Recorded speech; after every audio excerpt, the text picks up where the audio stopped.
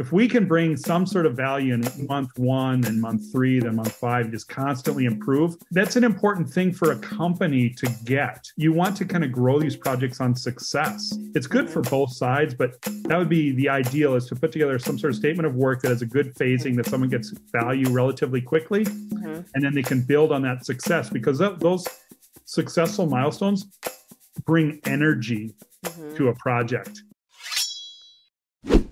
Welcome to Business Ninjas, brought to you by WriteForMe, where you'll hear from business leaders who are out there growing their business and slaying it every day.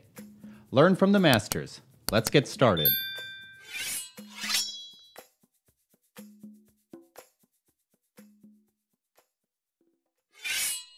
Hey everybody, welcome back for another episode of Business Ninjas. I'm here today with John Sundberg. He's the founder and CEO at Kinetic Data. John, welcome to the show. Hello, Kelsey. Thanks for having me.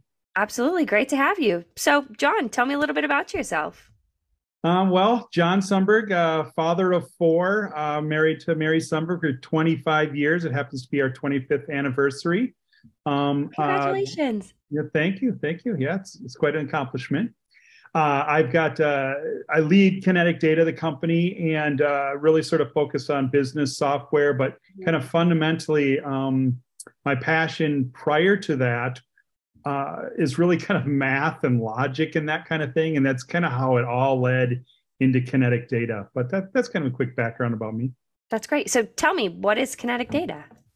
Well, we are a software company specializing in workflow for enterprises. So fairly large companies that have a lot of internal processes that they may want to execute in a coordinated fashion and produce excellent results, but then also excellent or externally focused for their customers. But it's oftentimes used for coordinating humans to get lots of tasks done in volume. Okay. An easy example, because people always ask me an example, is like the employee onboarding process. So if you hire somebody, there's probably a good 50 steps that need to take place. This one, then that one, then these three in parallel. When those three are done, then the next. And that kind of world of activity is what we coordinate for companies, and we do it in mass. Okay. And you talked a little bit about your interest kind of with math, getting into Kinetic Data. So tell me, how did the company really get started? Well, yeah, that's a good question. I mean, the company started, like if I were to unwind before the company, my first job out of college was on a help desk, a computer help desk. I helped people one-to-one, you know? And then I did that for a while and I was good at it. So then it was like, hey, John, could you coordinate the system for a number of people? So then I sort of coordinated the help desk system for a number of people. So I kind of think of, I was helping 10 people at once. And then eventually I migrated to a much larger Fortune 500 company and was in their sort of support world internally, and eventually started helping departments where I was advising departments on how to create solutions, and then eventually kind of partly for the entire company. And now at Kinetic Data, I sort of feel like I'm helping an entire industry. So I started one-on-one, then a group of people, then a department, then a whole company, then multiple companies. And now I sort of feel like I'm helping larger organizations. So it sounds like, you were able to grow the help desk that you were working at, and now look at you with Kinetic Data. So tell me, how have you been able to do it? Well, how was I able to grow Kinetic Data, or what do you mean by that? Yeah, how are you able to grow Kinetic Data? So originally, when we started Kinetic Data, we were doing consulting projects. So a company, and we were kind of related to the help desk world. There was a software at the time called Remedy, which kind of all the Fortune 500 and Global 2000 companies owned, and they had that system.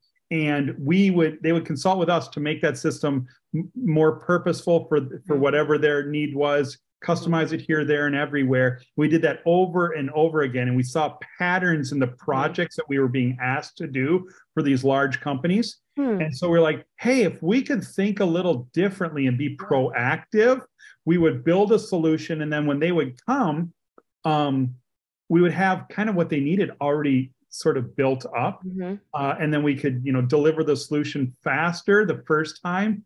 But quite frankly, the real trick we sort of saw was kind of lowering the barrier that people could build their own solutions on top of this platform. And I'll kind of give you an example if you'd like. Yeah. My first customer of our Kinetic product was Intel. Like my first customer. Wow. This is when Google Ads was new. Yeah. We had built up a product we called Kinetic Survey. Because a lot of the things that people were asking us for is, hey, we want to gather some simple data about something. We want to send it to 50 people or 500 people or whatever. We want to gather some data that make a business decision. Yeah. So we built up this system where it would, be dynamic on the types of questions that you would ask. And then based on the answers, it would do something. So in today's world, we think of that as like SurveyMonkey. We kind of did the same thing as SurveyMonkey, but before SurveyMonkey existed, and it would be on-prem. And so, so that was kind of how we started. And we went from consulting to, we did the same kind of consulting project a whole bunch of times. Let's build a product. Let's market that. And going back to that Intel question or statement, I put the Google ad, my very first one, in on the Saturday, and Monday morning I got a call from Intel. Wow. I mean, that does not happen often, but that is what happened. It took them about 9 months to buy. Actually, that's another interesting thing. Big companies take a long time to buy, but anyway, so that was it. So our mind changed from doing consulting projects to seeing patterns, building the products, being proactive. And then quite frankly, the real sort of ingenuity or trick was, hey, you can't just deploy the same thing over and over and over. It's highly configurable. So we built our system to be configurable. And that's in today's common terms, we started this 10 plus years ago.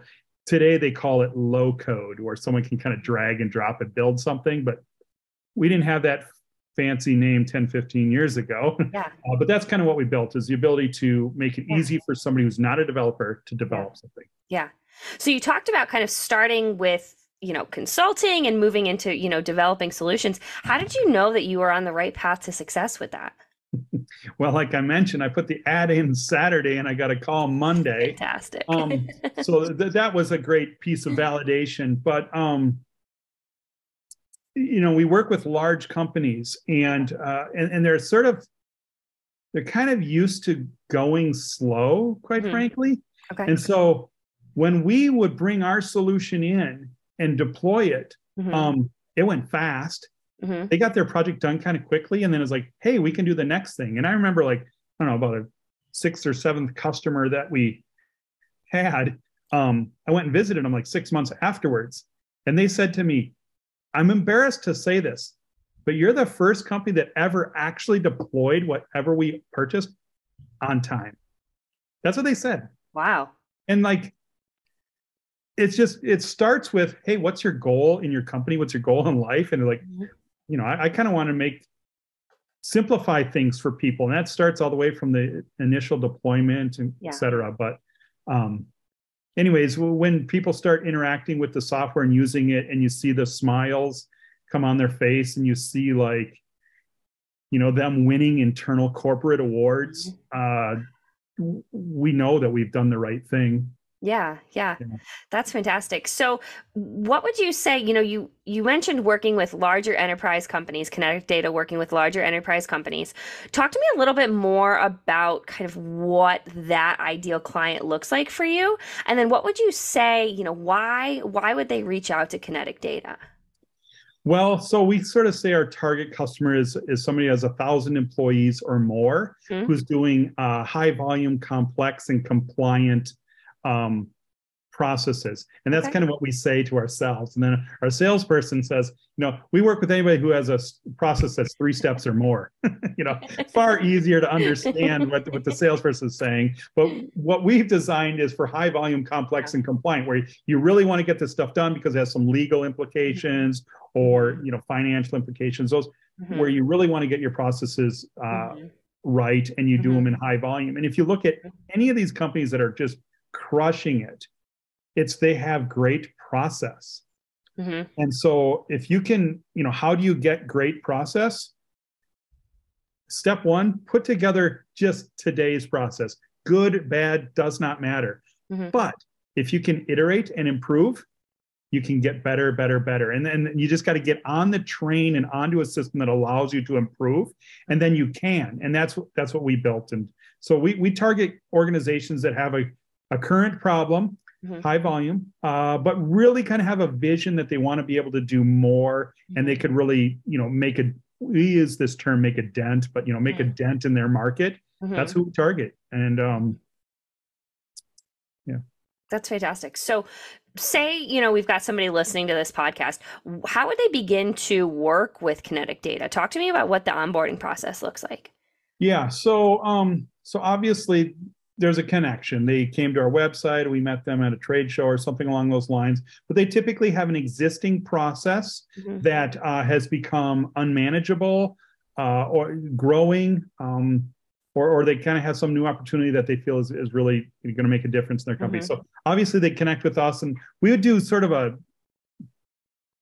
scoping discussion to see, hey, are we even the right system? Because that's a key thing to be successful in a project is, you got to bring the right system in for the right project. And yeah, you can make a sale, but you're going to not have a quality delivery.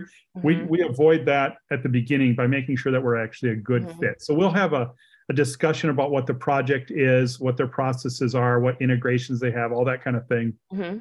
And then once we have that, then we'll usually do kind of a proof of concept. And there's a couple parts to a proof of concept. One, the overall feel. What are we talking about?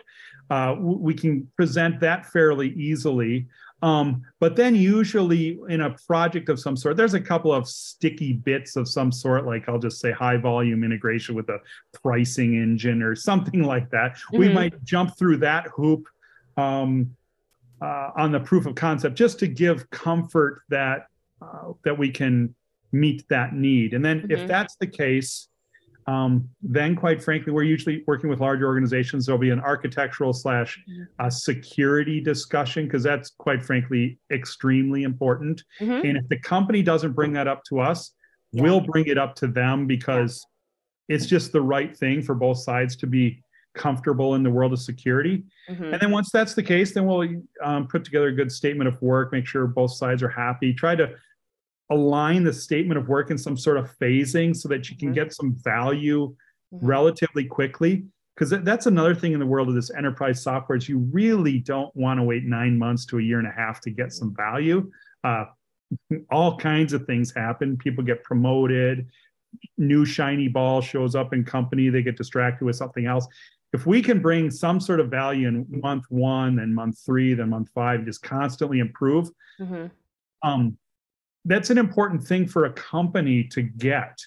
You want to kind of grow these projects on success. Mm-hmm. And then also it's actually quite valuable for us to deploy something that goes into production too, because we want to know how that company operates, how serious they take things, et cetera. So it's good for both sides, but that would be the ideal, is to put together some sort of statement of work that has a good phasing, that someone gets value relatively quickly, and then they can build on that success, because those successful milestones bring energy to a project. If you want to diffuse a project, let's stretch the deadlines, let's add more confusion. No, let's build on success. Yeah. It sounds like, communication is really at the core of Kinetic Data, communication and really delivering, what you say you're going to deliver. Talk to me a little bit more about, what separates Kinetic Data. Separates Kinetic Data from, I'll say the problem space that we tend to get into is when we work with an organization, we use this term, they typically are in chaos. They don't have a good idea of what volumes of activities going on. If they were to have a process of some sort, and let's just kind of think of it as a tree, they're not exactly sure what parts are taking a lot of time or what parts are producing errors or who has a bottleneck, So typically they have high volume, they've grown, and they just don't have a good handle on things. So we bring in the Kinetic system and we start putting a framework around things, which then gives them some visibility into some key call it metrics. And these are things like volume and bottlenecks and errors. And then they can start having conversations that make sense, that are tied to business. And then they could make a change. And then did we get better? And so it's this whole framework of basic information that allows quality business decisions or discussions to happen, and then decisions to be made, and then take a look at post-decision and post-implementation of that change. Did we get better? I mean, that's the whole thing. Is I use this phrase, iterate to excellence. Processes change, and you chasing perfection or waiting for perfection is kind of a fool's errand. So get out, run the thing, start looking, how can we get better? And just iterate. And so communicating with your team with some facts is how you're going to progress. Yeah. So besides, iterating to excellence, what would be one thing that you would want to leave our listeners with, either, about kinetic data or about the space? What would you want to leave them with? Well, we have our mission statement is to enable a small team to make a big dent with workflow. And so that's our mission statement. And so what I want to leave somebody with is kind of the encouragement or the permission to go for it, and to enable a small team to with a workflow system to get great big things done. It's totally doable. I've seen it hundreds of times, maybe. A small group of people can get great big things done, and that's a fun team to be a part of. If you can be on the team, it's a fun team to be the manager of. It's a fun team to be on the side of and benefiting. There's a lot of positive energy around that. So small teams can do great big things with workflow. I love that. Small teams can do big things. That's fantastic to leave our listeners with. So John, before we head out, I do have one more question for you. So I know you said you were celebrating your 25th wedding anniversary coming up, and I think you said it was Mary, right? Yeah. With Mary. So what would be one thing that you would want to celebrate both personally and professionally in this next year? Well, personally, I think 25 years is a great accomplishment. To be honest, it wasn't a lot of work per se. I think we're a good fit, but I've wanted for quite some time to take my wife and our kids, we have 4 kids, to Europe. And so it's been a discussion for quite some time, but they're in high school and now college and just busy. It's never a good time. And it's like, you know what? It's never a good time. So this is the time we're going to do it. So I would like to say that that we did that. That's personally. And then professionally, I would like to, a year from now, basically sort of be celebrating effectively the next generation of leaders at Kinetic Data. And the reason for that is, well, we're ripe for it, but we would be growing. So it'd be sort of celebrating growth from our leadership. And it's really a pathway to the next level of growth, So I really want to kind of come away with a next generation of leaders at Kinetic Data. That would be great. That's fantastic. A great thing to celebrate, certainly professional growth and personal growth, for you and your family as well. Yeah. That's great. Thank you. Well, John, this has been a great conversation. I appreciate you taking the time to talk to me about the solutions that Kinetic Data offers and, just your experience and expertise in the space. I think this has been a great conversation, and I'm very thankful you were on Business Ninjas today. All right. Thank you very much. Had a great time. Great to have you.